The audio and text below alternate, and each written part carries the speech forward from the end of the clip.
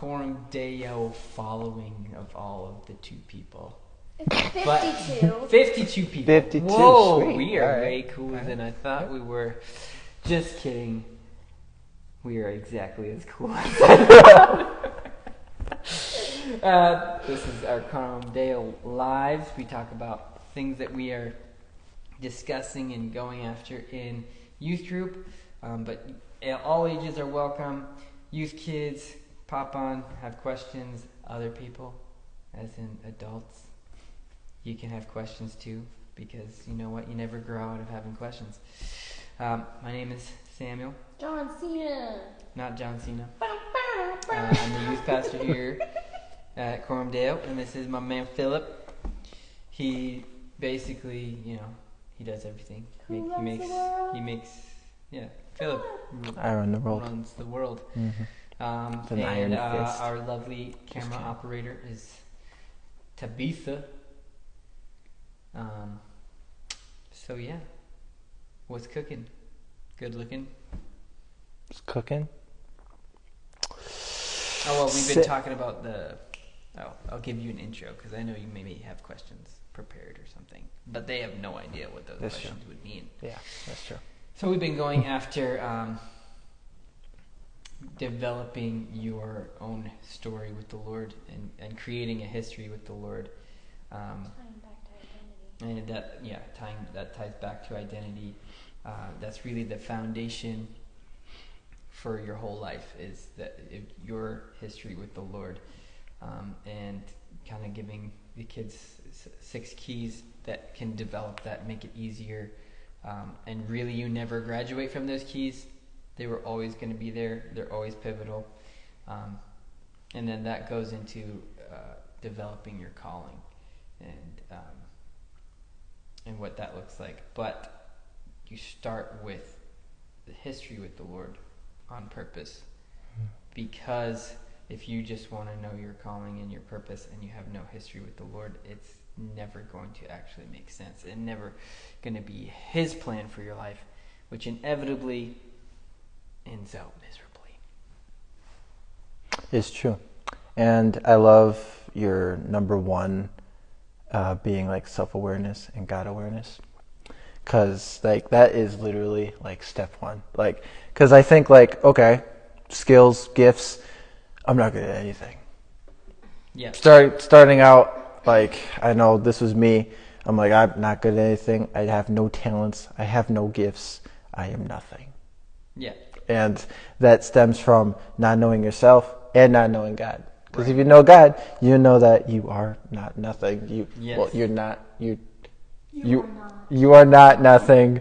You are, as a matter of fact, a prince. Yes. Which is above any good that you could possibly say and some. Yeah. So I think that's dope. That's a dope starter because that really is the starting point.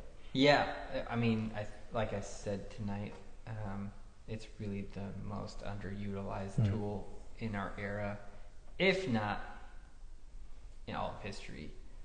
But I think now it's a lot easier to be unaware of yourself because we're perpetually distracting ourselves. Mm-hmm.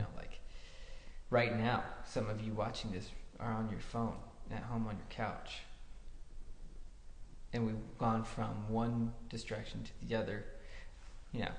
We went from playing FIFA. I won the first game. And then we went straight into youth group, and then we did games for youth group. Every part of our day, unless we're intentional, is going to be easily distracted. You get home. Listen, let's be honest. You go to the bathroom. What do you bring with you? Phone. Your phone. Mm. So you're not alone. Nobody reads the shampoo bottle anymore. Not only, that's how distracted we are. We have to go to the bathroom and be entertained and looking at something, right? And so, and it's not necessarily an evil thing, right? Mm-hmm. But it lends itself to the fact that we don't take any time to be aware of what's going on inside of me. Mm-hmm. It's way easier to just keep perpetually being entertained than it is to realize, I'm really offended today, or, oh, wow, I'm not meeting the goals that I want to be meeting, or I'm actually super disconnected from the Lord. What's that about? And so in our entertained, overstimulated existence, we actually end up making, like, people coast for years sometimes, and then they actually wake up one day at the point of explosion, right? And realize, oh, I'm really unhappy, and it's been like 5 years. Or you're in a, like I said today, I've had friends that have been in relationships, and it's like super obvious to everyone, like, this is not working out. But because they keep being with that person as much as possible, and not taking time to think and pausing and having awareness of, like, oh, what's going on inside of me? What are my goals? What's going on with her? What are her goals? Like, what are people seeing? Oh, this isn't going to work out. They continue, and they make a big, huge mess, right? Because they're like, oh yeah, we're going to get married. And so the heartache is just so much bigger when you're not aware of yourself. And that goes outside of, like, those kind of dating relationships. Because people who are not aware of themselves will continually just and kind of brutally be hurting people without even knowing, because they're hurting inside. And that kind of connects to what we were talking about earlier today with, like, freedom. Like, that being unaware is like a type of bondage that we can fall into, because like we have the freedom to do anything, and so with that anything, all these distractions can easily take over and become something that we're bonded to. Yeah, that you actually, now you don't have a choice. I need to do this. So it's like, I jokingly said, I'm free to shoot you in the face. But after that moment, I'm no longer free. I've now become, my choice has put me in bondage. And we, actually not being aware of yourself is a type of bondage, like you're saying, because you're unaware of the choices you've made. You're unaware of the actions you've taken. You're unaware that now you're in bondage. Like, ooh, that person has a lot of power over you now, because you are unaware of the fact that somewhere inside of you, this isn't working out, and you're desperately trying to make it work. And you can't let go because it just got too messy, because you didn't catch onto your own inner world fast enough. Yeah. Another thing to point out, one thing I know I struggled believing in is, like, dreams and desires, that God put them there. Yeah. Because like a lot of the times, if you start to, like, dream of something, or think of, like, have, like, a desire for something, it's always really big. It's super big. And so a lot of times it's usually at that ending point. Like, you're not just thinking of, like, the start of a dream, but like you're, like, in the middle or towards the end of something. So it's like, man, I can't actually do that. Right. That's not me. 'Cause, like, how am I close to that? Right. Like, but like when you start to think, like, oh wait, God put that there. How can I get there? Yes. What's the road to that? Not because you're not just doing it by yourself, but, like, with that relationship, doing that first step, self-awareness, God awareness. Yeah. Now you got that. Now you can start producing those tools to walk out towards those dreams, those desires. Right. But if you don't believe that God put them there for you on purpose, you will never actually do that. So you have to start there, and that's actually, growing up in church, I feel like, I don't know, for me, I heard more stories of people being like, I had to lay that dream down. And I'm like, I understand there are dreams that you have to lay down. but that more like if that's the exception to the rule, I feel like, than it is the rule, because God is a good father. He made you, and he made you with those dreams and desires on purpose. Like, I mean, even look at David's life, and you see he was anointed king before he was king. Mm-hmm. He was a kid, right? So he was probably thinking like what you were thinking. How is that going to work? Mm-hmm. I can't do that, right? And so we can't want just the end result, and we can't cut it off because God wouldn't want that. I don't feel like it's Christian enough. Mm-hmm. I don't feel like you don't know the impact you're going to have, and we probably in Christianity have severed so much influence that we could have over the world because we've limited what that means, your calling and purpose. Mm-hmm. And so, like, I don't know enough about it, but I was going to use somebody else. This one guy, he's actually a pastor, and he just loves to shoot guns, right? Mm-hmm. And so he makes videos on Instagram, like he's like a influencer guy, and he makes these videos all the time, does reviews, helps like teach people and all that. But he also, every time he makes a post, he talks about the Lord. And then he goes to the other like events, right? Mm-hmm. He led like a bunch of people to the Lord at these guns events and baptized them. Dang, that's cool. And they gave their lives to the Lord. Now, if he hadn't been there, those people probably never would have done that, Mm-hmm. right? And so we cut, like, some people are like, no, you can't pursue that. You need to focus all on the Lord in this particular acceptable Christian way, Mm-hmm. right? Like if it's not in the church or if it's Yeah. not doing something overseas missionary wise, Right. then Then doesn't it's count. not holy Yeah. enough, Mhm. right? And so, like, you have to cut that off from your thinking. And, like, there's people, like, and I said this earlier to the youth kids.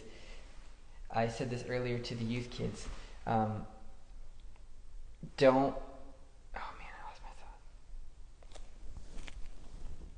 I'm trying to catch it. Oh, you don't graduate from those original 6 keys of like worship, prayer, Mhm. encountering the Lord, and service, and I already said prayer. Anyway, a couple more of those. You never graduate those basic disciplines and basic things of Christianity, Mm-hmm. but they're also not meant to keep you in a box either. And a lot of times, because we do those poorly, we don't venture out. Mm-hmm. It's like, what if we did those really well in our life? What if we actually developed that history and that story with the Lord, that we do actually center our life around Jesus? Like, we do actually become disciples of Jesus, and then we take that into our dreams and desires. And I feel like Christianity is just starting to maybe be able to do that. Mm-hmm. But we haven't done that really well or encouraged it really well, because we end up judging ourselves for wanting to do those things, but we also end up judging other people. Like, I imagine that guy gets a lot of criticism because it's like, why are you spending all this time making these gun videos and blah blah blah? It's like, dude, he's influencing people you could never influence. Yeah. You know, like, you don't know enough about guns that these people would want to talk to you, and you wouldn't, like, you're doing so. Like, even people, like, I don't know, playing video games or whatever, like, there's people who need the Lord who are super big gamers. I'm not a super big gamer, so I couldn't reach those people in that way, that their guard is down because, oh, you're similar to me, you have, you know what I mean? Mm-hmm. So I really enjoy that aspect of walking with the Lord, and I really want to see that in in our world and in Christianity, that we can go after our dreams in such a way that even our table settings, people are like, wow, you know God. Like Solomon, like he just did things in such a way, in such an excellent way. He had a passion for all these things, right? Actually, we don't really see it that way.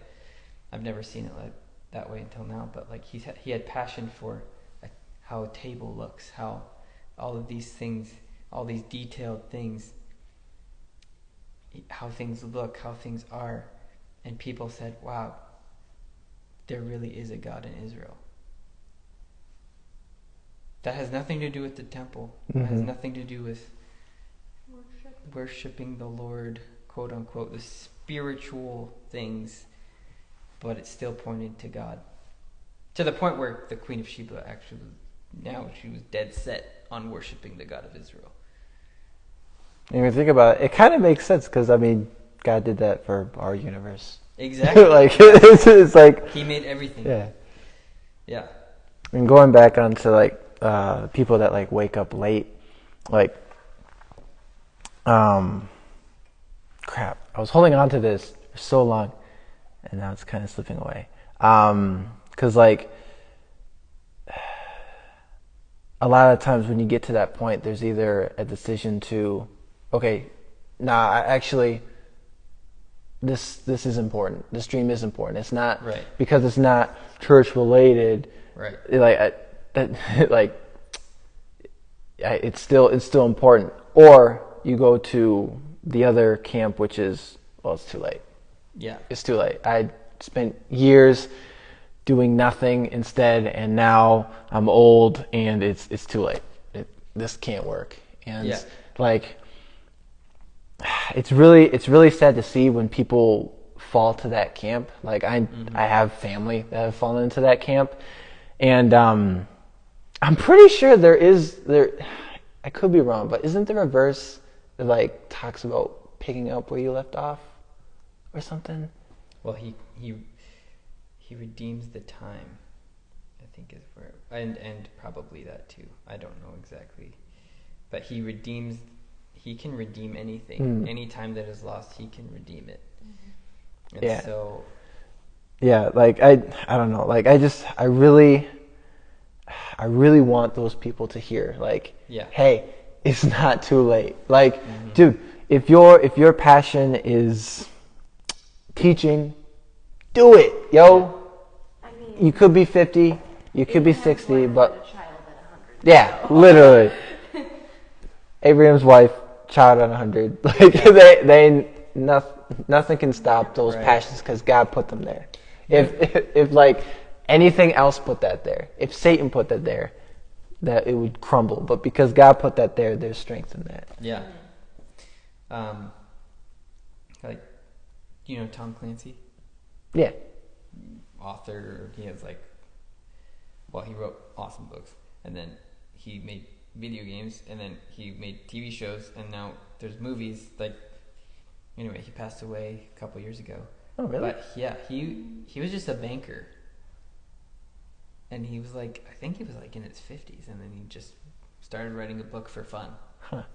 Just a banker, and then like now his name is basically in every kind of media. Like, you can never start too late. And then Corrie Ten Boom, her and her family rescued a lot of Jews in Holland in the time of the German occupation in World War II. Her dad, her sister, they were all like in their 70s, 60s, 70s, and they just made watches, and they fixed watches.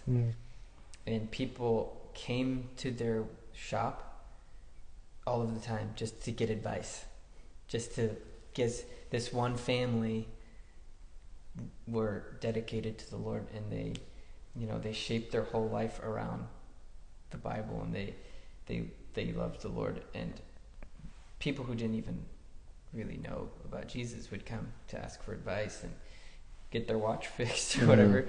And then when the war happened, they were one of the few people who no, this is wrong, and they saved thousands of Jews, and they made a network to get them out. And they were like 60 or 70. You know what I mean? Like like at some point we believed the lie that you can only do awesome things when you're young. Yeah. Like after 30 years. After 30, you're just too old to be cool. Mm-hmm. Like, it's like, what? I'm saying that because next year I'm 30. Well, that's the narrative that the world is giving us, is that after like 35, you should know exactly what you're doing for the rest of your life, and that's it. Mm-hmm. Like, you're a doctor, that's all you can do for the rest of your life. Or you're a banker, that's all you can do for the rest of your life. That's what the Well, that's kind of what we, one of the other points was like, figure out what you do everywhere you go. Not your job, not your work, but you as a person. What happens when you go into a room? What happens when you interact with people? What do you do as a person? Because, like, you are more than your work. You're a more complicated person. You're a more complex individual than what you do for work. Is work godly? 125,000%. I feel like work has somehow become this evil thing in a lot of people's minds, but it is what you're made to do. Like, we're made to work. God worked like he works. FYI. Even when you're working. We sing that. Like, and then, anyway. So you're more than what you do for work. And so I feel like if we can get understanding of ourself, of what God made us to do and our giftings, we can do a lot of different jobs. Mm-hmm. And we don't have to limit ourselves to those job titles in order to be fulfilled, if that makes sense. Because I basically have done the same thing everywhere I go. It just, they gave me a different title for it. Yeah. That makes sense, right? Mm-hmm. So once you realize that, there's really not that boundary of like, oh, I'm not going to be able to do my dreams anymore. Because your fulfillment isn't tied to a career or necessarily what your work is. Your fulfillment is being the person that God made me to be. You can look at David being a shepherd, like killing the bear, the lion. Was there something else? I feel like there's a third animal. Goliath. Well, yeah, there's Goliath, but yeah, like David was being David as a shepherd. Yeah. He was the same David as a shepherd as he was when he killed Goliath. Yeah. He was the same David when he killed Goliath as he finally became king. Like he remained the same. Right. And he did the same things. Mm-hmm. And when he stopped doing the same things is when he got in trouble. Yeah, you could see that. Yes. Like, that's not what David would do. Like, what would David do? Well, David wouldn't do what David did just now. Read it. Like, come on, David. Wait a minute. So it's like when you step out of your calling and destiny and your passions is when you get in trouble. Mm-hmm. Yes, that's actually directly what happens in the Bible. Mm-hmm. It's like, oh, David doesn't go out into lead his army into war. Service, clearly his protection. calling, clearly what he's made to do, what he's anointed to do, and then he gets himself in a whole bed of sin, literally. Rubber duckies. Which yes. is if you look at that as service, protection, and worship. Yeah. And so it's actually more of a big deal than we put emphasis on. It's like knowing who God made you to be, which again goes back to identity, but the actual work of it. And like I said earlier, like it takes vulnerability, it takes work, it takes courage to look at yourself and put to death the person you think you are. Like that's really what it takes, and it's painful. because you may have an unrealistic view of yourself, Mm-hmm. or you actually have an unrealistic view of yourself in the negative sense, like Mhm. you're this horrible person, you're this, and ironically enough, I think that actually takes more humility than if you think you're awesome, if you think you're amazing, if you think you're this really awesome person and you're the bee's knees, because it's tied you up so much that you somehow believe that if you think of yourself higher than what you are, something bad's gonna happen. Yeah. And so somehow, like, you're not worthy enough of thinking of that. But Paul says, think of yourself soberly. Mhm. And that goes both ways. It's like, it's a sober-minded thing. Mhm. And it's such a beautiful thing to have a conversation with somebody who's just confident and competent and has a clear view of who they are. It's like, yeah, I'm pretty good at this. I can do a good job. By no means am I going to be like the best ever, but I'll do a great job. I can Mhm. do it. I'm just going to music because I've done it forever. It's like, if somebody is so insecure to lead a song and they're checking every 5 seconds and you can't get through practice because you're continually coaching them and continually saying, you can do it, it's exhausting. Mhm. It's not fun. Mhm. It's like, no, like, everybody else knows you can do it. Everybody else believes in you. Just stop. You've now made this whole thing about you. Mhm. We're not even singing about Jesus anymore. So stop it. That sounds very heartless. But they get locked up. Yeah, they get Yeah. locked up in themselves. So it's a really good example of what that can look In like. their own disbelief. And yeah, in their own disbelief. And then it's the total opposite of, like, somebody who just does it and they do a great job, they nail it, but nobody even would have. Most of the time, if a musician nails it and it's just like, he's like, hey man, great job. Yeah, thanks man. Mhm. It's so much not about them, Yeah. but they did everything that they needed to do, and it's a beautiful thing because it wasn't about them. They made it about the Lord, and yet it was perfect. It was beautiful. It was like the necessary ingredient for everything to work. Mhm. And then there's the other side where there's like overconfidence, and you're like, bro, Yeah, you overconfidence. just tweak this thing, and they're like, nah.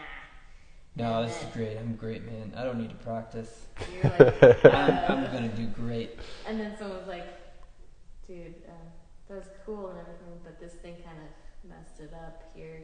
They're like, nah. It's like, no, man, it I'm was good. so cool. Did you hear my sick fill, bro? Yeah. That was super hot. It would have been cool, but it was like this stillness moment, and you kind of didn't. do Like that one version of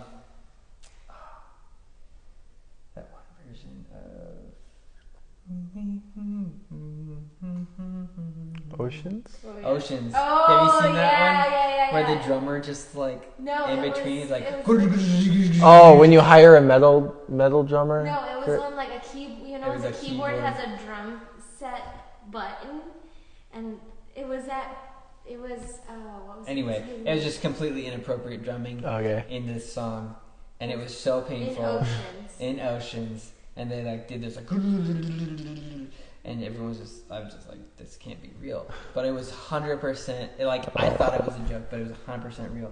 You're like, this does not lend itself to the purpose. Mhm. Yeah.